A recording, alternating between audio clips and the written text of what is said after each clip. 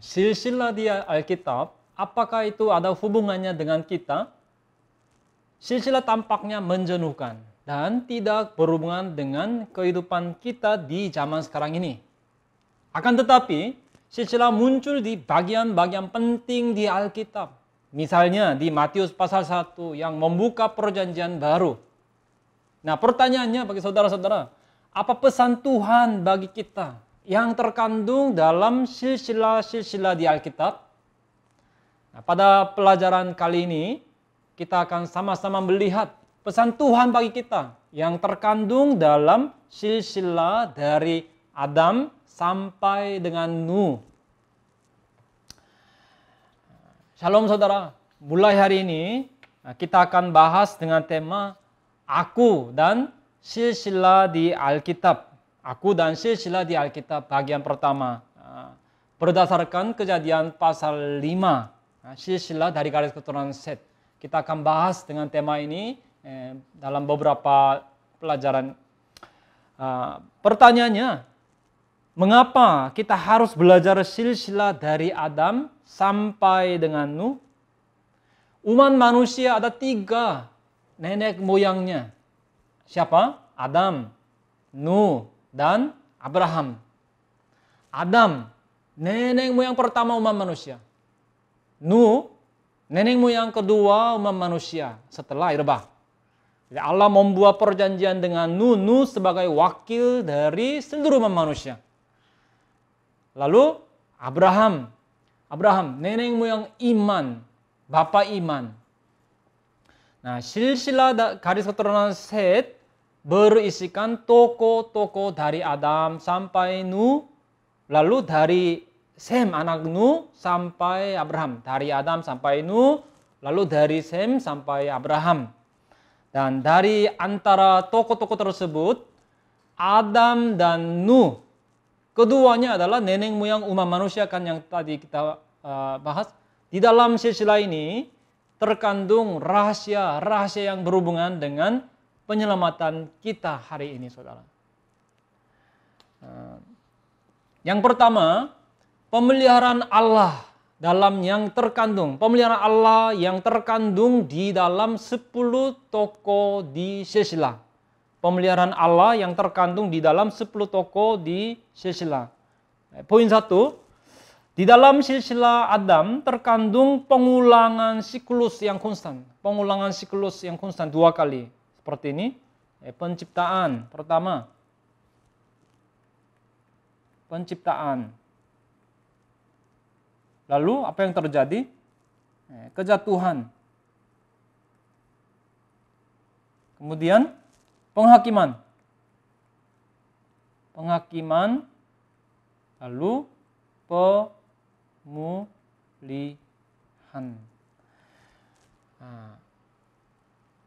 Setelah Tuhan menciptakan, apa yang terjadi? Tuhan membuat Taman Eden, lalu dilarang buah baik dan jahat. Nah, kemudian terjadinya apa? Kejatuhan dan penghakiman. Diusir dari Taman Eden. Ini ada di Kejadian pasal 3. Ini Kejadian pasal 2 dan 3. Kejadian pasal 3, kemudian Kain membunuh Habel. Ini Kejadian pasal 4. Kalau ini detailnya Kejadian pasal 3 ayat 17 sampai 19. Kalau Kain membunuh Habel, Kejadian 4. Lalu setelah diusir, tanah tidak memberi hasil. Tanah tidak memberi hasil. Ini Kejadian 4 ayat 12 dikatakan demikian. Nah, setelah itu, jadi penghakimannya tanah tidak memberi hasilnya. Lalu pemulihan. Apa? Lewat siapa? Set, benih yang lain. Kejadian pasal 5. Nah, ini siklus 1, kemudian terjadi kejatuhan dan penghakiman, yaitu keturunan yang seharusnya saleh mereka kawin campur, penuh dosa. Makanya di Ulangan 7 ayat 3 dikatakan, janganlah juga engkau mengawini dengan mereka, dengan suku Kanaan kan. Kemudian 2 Korintus 6 ayat 15 dikatakan, persamaan apakah yang terdapat antara Kristus dan Belial? Apakah bagian bersama orang-orang percaya dengan orang-orang tidak percaya? Ayat 16. Apakah hubungan bait Allah dengan berhala tidak bisa tercampur kan? Tapi di sini terjadi kecampuran, kawin campur, penuh dosa. Sehingga penghakimannya apa? Air bah. Kejadian ini terjadi kejadian pasal 6. Kalau ini kejadian pasal 7. Lalu ada pemulihan. Pemulihannya sejarah baru lewat Nuh. Kejadian pasal 8 sampai 9. Nah, demikian. Ada 2 kali siklus. Poin 2, tokoh generasi 1 sampai dengan 10 semuanya menjalani kehidupan yang saleh. Panjang umur merupakan berkah yang diberikan karena hidup dengan saleh. Jadi Adam, Set, Enos, Kenan, Mahalalel, Yared, Henok semuanya panjang umur. Dari antara 10 tokoh, siapakah yang paling saleh? Yaitu Henok, generasi ke-7. Jadi Henok memperlihatkan puncak dari kehidupan yang saleh dan hasilnya ia diubah. Nah, kehidupan yang saleh adalah kehidupan yang menghormati Allah dengan baik. Jadi, saudara-saudara, di zaman itu Henok adalah merupakan sebuah kompas di zaman itu, sama seperti halnya Nuh adalah kompas di zaman itu. Ya. Jadi sebenarnya firman itu tidak jauh dari orang-orang, tetapi Henok saja yang menangkap kehendak Tuhan dan percaya padanya, taat padanya secara penuh. Ulangan 30:14, firman itu sangat dekat kepadamu, yakni di dalam mulutmu dan di dalam hatimu untuk dilakukan. Coba kita lihat tabelnya.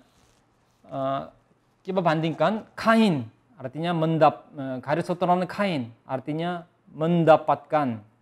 Henok, dedikasi perkarsa guru. Irad, artinya pelarian. Mehuyael, orang yang dihapuskan Allah. Metusael, orang Seol atau neraka, artinya neraka.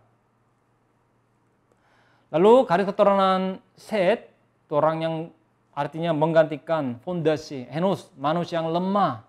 Kenan, hadiah yang diperoleh tak terduga. Mahalalel, pujian kepada Allah. Yared, artinya turun. Henok, dedikasi prakarsa guru. Metusalah, pelempar lembing. Lamek, penakluk. Nuh, istirahat. Lalu di garis keturunan Kain, ke-7 itu Lamek, terakhirnya Lamek. Itu artinya orang yang berkemampuan atau berkuasa dan penakluk. Anak-anaknya Yabal, Yubal, Tubal, Kain, dan Naama. Jadi terjadi perkembangan, pertambahan, pertumbuhan dosa dan kejahatan di garis keturunan Kain. Berakhirnya di garis keturunan Kain itu berakhirnya pada Lamek, anak-anak. Berakhir di situ. Namun garis keturunan Set mereka terus berlanjut sampai generasi 10 kemudian seterusnya, dan mereka semua panjang umur. Nah, kalau bandingkan 2 garis keturunan ini dapat dikatakan garis keturunan Kain adalah mereka mengembangkan kebudayaan warna. Singkat kata, kebudayaan warna-warni. Lalu mereka adalah silsilah yang tidak saleh dan tidak ada catatan tahun-tahunnya. Tidak catat tahun-tahunnya. Sebaliknya di garis keturunan Set, mereka itu mengembangkan kebudayaan bisa dikatakan istilahnya kebudayaan terang. bukan warna. Kalau warna itu dikumpulkan akhirnya menjadi hitam kan. Kalau terang, kalau makin terkumpul makin terang. Lalu silsilah yang saleh, dari orang-orang yang saleh. Lalu dicatat tahun-tahun yang akurat, tahun-tahun yang tepat, akurat.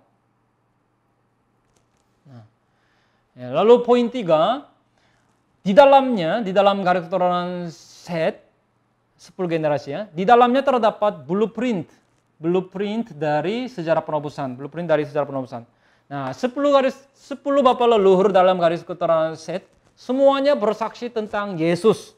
Yohanes 5 ayat 39 kan. Lalu dapat dikatakan juga bahwa mereka juga menjadi gambaran dari tokoh-tokoh utama yang akan muncul dalam sejarah penebusan. Coba kita lihat, bandingkan. Kejadian pasal 5, Adam. Kejadian pasal 5, 10 bapa leluhur kan? 10 bapa leluhur. Itu bandingkan dengan proses dijalankannya sejarah penebusan di kemudian hari. Adam, yaitu artinya manusia atau manusia pertama. Di kemudian hari ada bapa segala bangsa, bapa iman. Siapa? Abraham kan, Abraham.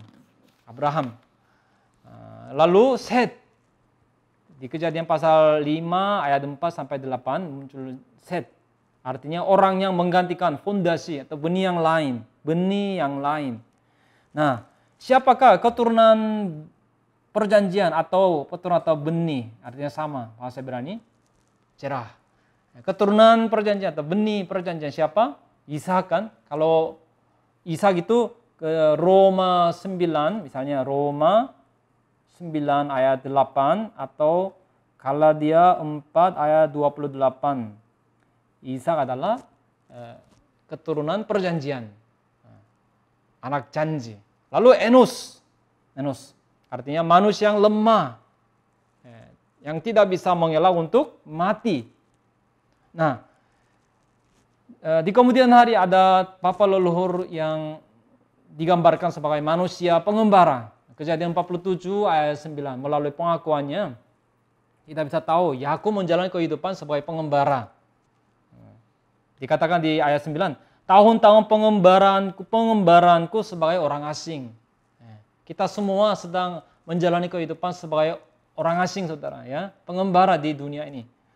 Kemudian Kenan, artinya hadiah yang diperoleh dengan tak terduga atau milik yang luas. Nah, di kemudian hari ada orang yang diselamatkan dari air, ya. Sebenarnya bisa akan mati kan, tapi bisa diperoleh dari air, diselamatkan dari air. Lalu melaluinya memperoleh tanah Kanaan yang luas. Siapa? Musa. Sini bisa dikatakan Musa.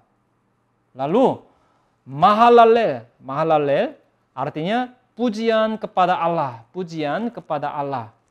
Nah, di antara 12 anak dari Yakub, di antara 12 suku Israel, suku manakah yang memiliki arti pujilah Tuhan? Yaitu suku Yehuda. Jadi keturunan Yehuda.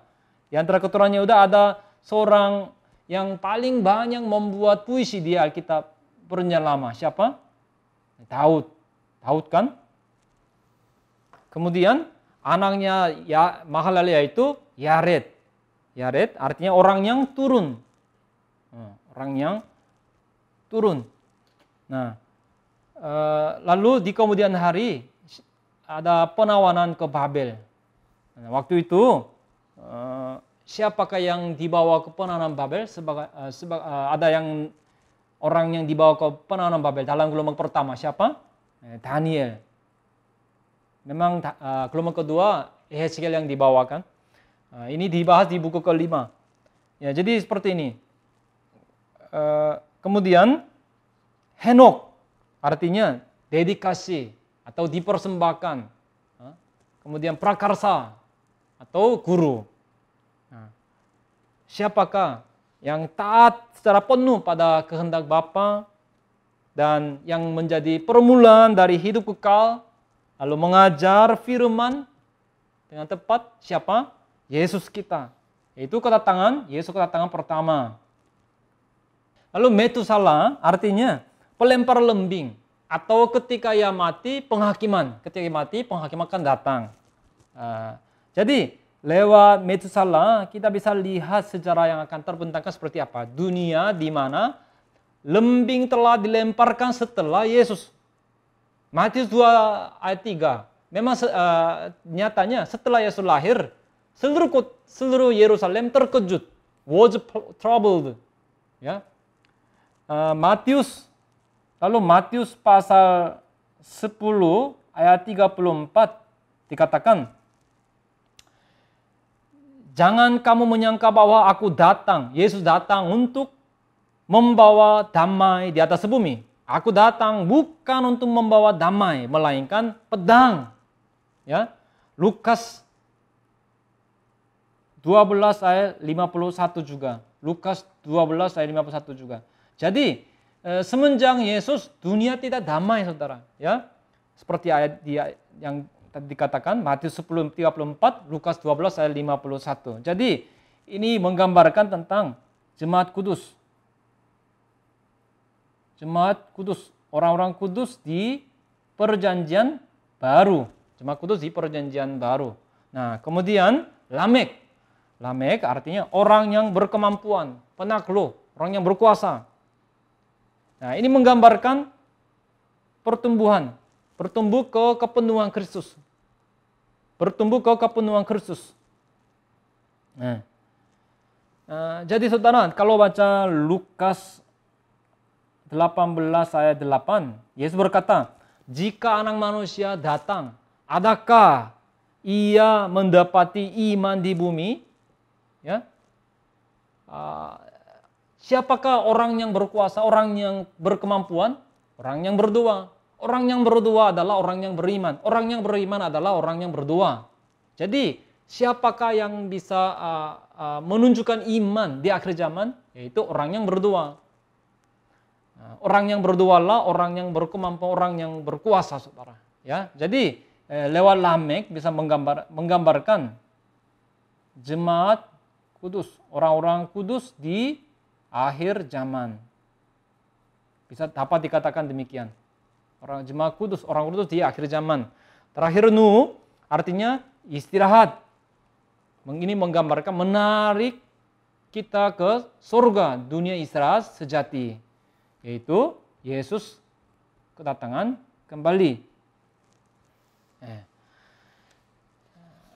Tadi kita bahas mengenai pemeliharaan Allah yang terkandung di dalam 10 tokoh di silsilah. Yang sekarang yang kedua, tokoh yang penting dalam silsilah 10 generasi, Henokh.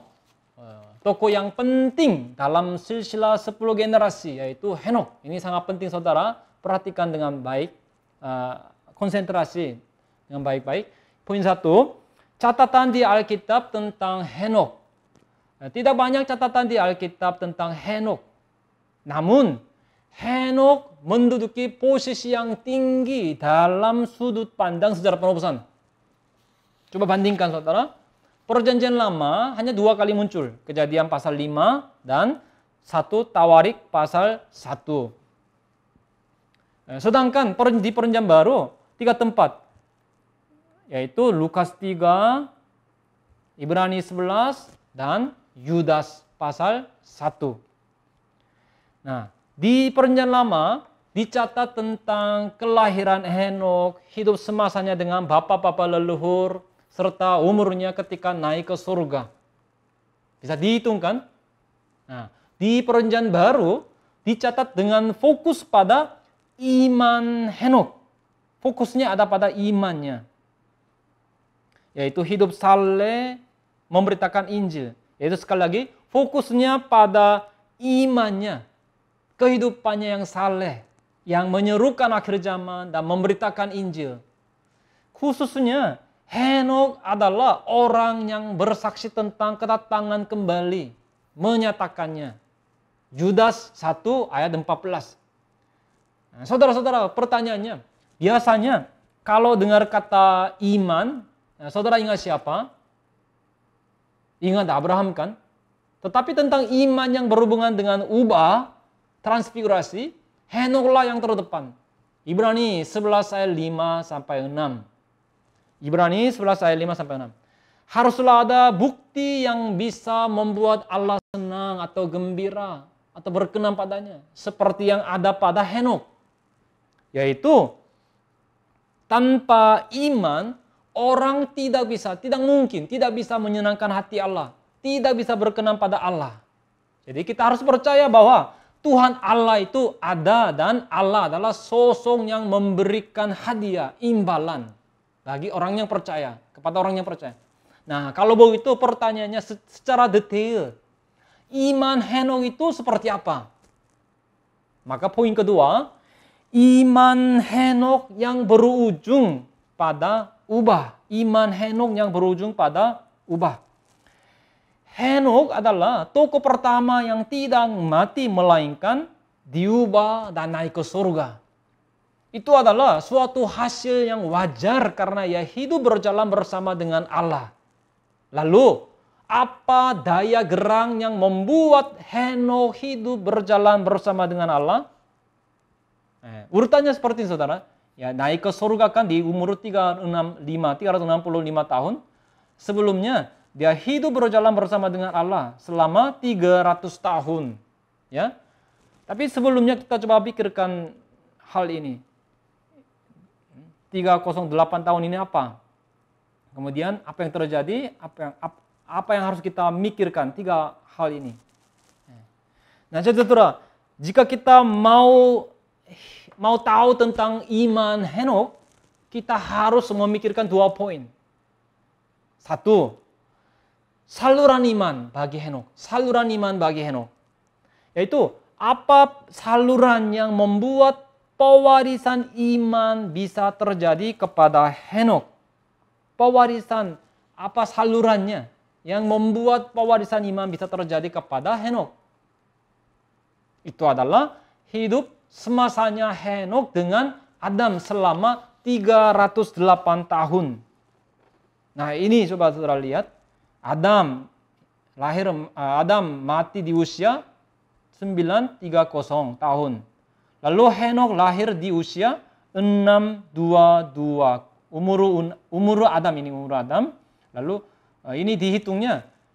Adam memperanakan Set di usia 130 tahun.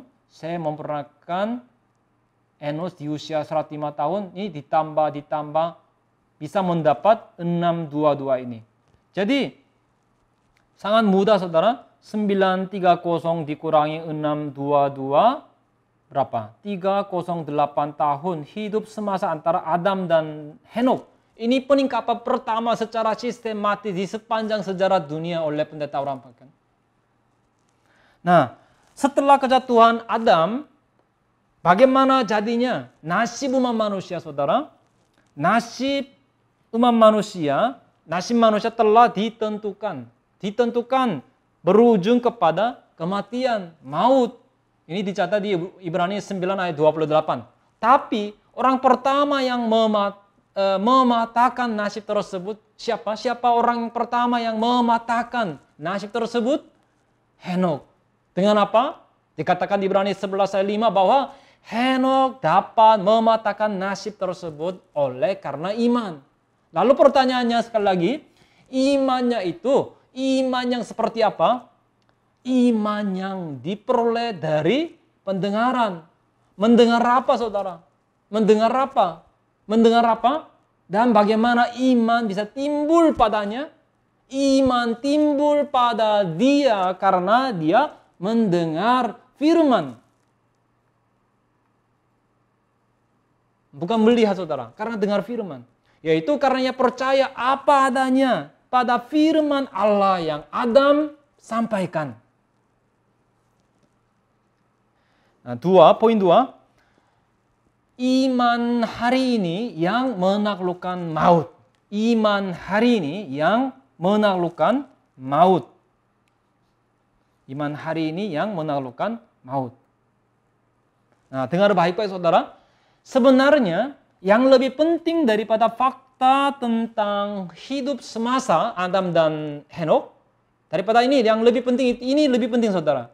Yaitu seluruh tokoh dalam garis keturunan Set adalah keturunan-keturunan yang saleh, yang telah mendengar firman. Bukankah begitu? Adam, Set, Enos, Kenan, Mahalalel, mereka memperolehkan anak juga semua. Khususnya Adam, Set, Enos, Kenan, Mahalalel, semuanya keturunan-keturunan yang saleh. Apa yang membuktikan hal itu? Yaitu mereka semuanya hidup panjang umur, saudara. Nah, kalau begitu pertanyaannya, dari antara banyak keturunan-keturunan yang saleh, keturunan Adam, kenapa sih? Kenapa hanya Henok saja yang diubah dan naik ke surga? Kenapa? Kenapa Henok saja yang naik ke surga?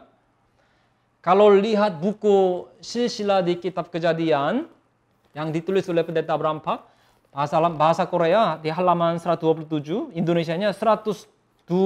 102, penulis mencatat seperti ini. Ini saya baca dulu. Dikatakan, sebagai hasilnya dia telah menjadi tokoh pertama yang diangkat ke surga tanpa mengalami maut karena dia hidup berjalan bersama dengan Allah dan mengatasi maut yang merupakan nasib manusia yang tidak terhindarkan. Ini nanti akan diperbaiki sedikit. Nah, naskah yang ditulis oleh pendeta Abraham Park dicatat seperti ini, apa adanya. Seiring Henok hidup semasa dengan Adam selama 308 tahun. Henok percaya apa adanya firman Allah yang Adam sampaikan. Dengan demikian, ia memecahkan nasib umat manusia yang berujung pada kematian dan hidup berjalan bersama dengan Allah. Ia menjadi tokoh pertama yang tidak mati dan naik ke surga. Saudara bisa membedakannya? Yaitu urutannya. Urutannya sedikit beda ya. Coba saudara kita lihat diagram lagi. Tadi, dia naik ke surga karena hidup berjalan bersama dengan Allah. Walk with the God. Bergaul. Hidup bergaul dengan Allah. Lebih tepatnya hidup berjalan bersama dengan Allah. Ya, artinya hidup bergaul dengan Allah kan. Nah, sebelumnya apa yang terjadi? Pertama tadi, hidup semasa dengan Adam. Selama berapa tahun? 308 tahun. Ya. Nah, kemudian selagi hidup semasa dengan Adam, Henok apain? Henok apain? Percaya. Maaf. Oke. Percaya. Percaya apa? Percaya firman. Lalu apa yang terjadi? Menaklukkan maut. Saudara, coba ingat ini. Menaklukkan maut. Jadi, secara luarnya, banyak keturunan-keturunan Adam yang saleh juga hidup berjalan bersama dengan Allah. Secara luarnya, sama-sama beribadah, sama-sama mendengar, sama-sama melayani, dan sama-sama mengabdikan diri, sama-sama ikut pelajaran sejarah penebusan misalnya. Tetapi orang yang memiliki iman yang berkenan pada Allah hanyalah Henok. Jadi sebelum pertanyaannya, maka sebelum Henok hidup berjalan bersama dengan Allah, apa yang terjadi? Itu adalah fakta bahwa ia telah memecahkan nasib umat manusia yang berujung pada kematian. Jadi urutannya begini, saudara. Bukannya hidup berjalan bersama dengan Allah lalu memecahkan maut. Tapi memecahkan maut dulu. Ini yang mau saya tekankan, saudara. Sepertinya sang penulis buku sejarah penebusan juga menekankan hal ini. Yaitu haruslah ada iman yang menaklukkan maut. Iman yang menaklukkan maut. Barulah bisa hidup berjalan bersama dengan Allah. Jadi setelah mendengar firman, jika sudah berketetapan hati, maka mulai saat itu malaikat maut tidak akan mengunjungi. Inilah hari raya Paskah rohania, yaitu mengatasi kematian, Passover. Jadi bukannya dengar firman dengan kuping, lalu memahaminya, oh gitu ya, oh ya. Dan selesai di situ saja. Itu belum selesai, saudara. Melainkan firman yang telah didengar dan disadari itu haruslah tampak secara persis apa adanya dalam kehidupan nyata hari ini, saudara. Yaitu yang harus kita lihat, ya terus kita lihat. Nah, apa yang harus kita dengar, harus kita dengar. Itulah kehidupan yang merasakan wujud asli dari Allah yang adalah firman itu sendiri. Hasilnya barulah kehidupan menjadi firman. Dan firman menjadi kehidupan. Kesimpulan, agar bisa hidup berjalan bersama dengan Allah, terlebih dahulu harus kehendak kita harus menyatu dengan kehendak Tuhan. Seperti Amos 3 ayat 3. Ya. Harus kehendaknya harus sama, cocok, baru bisa hidup berjalan bersama dengan Allah. Ya. Ada sebuah pepatah Tiongkok seperti ini. 선승구전.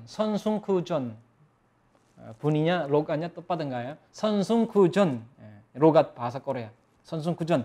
Artinya pasukan yang menang adalah pasukan yang maju berperang setelah sudah menang. Pasukan yang menang adalah pasukan yang maju berperang setelah sudah menang. Nah, setelah siapin semua, udah cukup bisa menang, baru bisa berperang dan menang gitu. Nah, sebagai referensi, Yohanes 16 ayat 33, Wahyu 19 ayat 14. Ya, dikatakan Yesus telah menang, saudara. Di akhir zaman pun, di Wahyu 19 ayat 14. Ya. Henok pun karena ia telah menaklukkan maut dengan iman. Iman timbul dari mana? Dari mendengar firman kan? Berarti Henok dengar tepat. Dengar firman dengan tepat, saudara. Barulah ia hidup berjalan bersama dengan Allah dan naik ke surga. Sekali lagi, Henok pun karena ia telah menaklukkan maut dengan iman, barulah ia hidup berjalan bersama dengan Allah dan naik ke surga. Nah, semoga hari ini saudara dan saya bisa memiliki iman yang demikian. Iman ini dapat kita temukan dari firman yang Yesus katakan serta pekerjaan Yesus. Ada sebuah firman yang sungguh indah. Firman yang Pendeta Abraham Pak sampaikan sambil beliau sebut bahwa itu adalah khotbah yang monumental yang disampaikan di tahun 2013 di Oktober.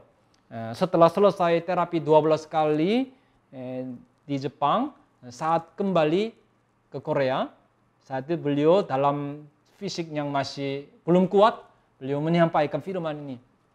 Intinya dulu kita pernah bahas, tapi di kemudian hari saya akan luangkan waktu untuk bahas itu juga. Tentang Yesus mati di salib, itu adalah perihal Yesus ditinggikan. Kan Yesus disalibkan kan bukannya dibumikan, salib itu ditinggikan kan, diangkat gitu. Yesus mati di salib, itu adalah perihal Yesus ditinggikan. Atau sedikit terbang kan, ditinggikan atau diangkat. Secara luar kelihatannya sangat jelas Yesus mati di salib. Yesus mati di salib. Meskipun Yesus mati dengan berdiri, Yesus matinya bukan mati begini kan, mati berdiri kan di salib. Meskipun Yesus mati dengan berdiri, memangnya bagi Yesus bisa ada kematian? Tidak bisa ada kan? Tidak bisa ada. Tidak bisa ada.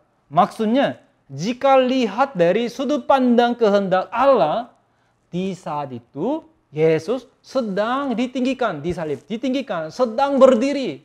Dan jika Yesus telah ditinggikan itu menarik kita, kita pun akan diubah.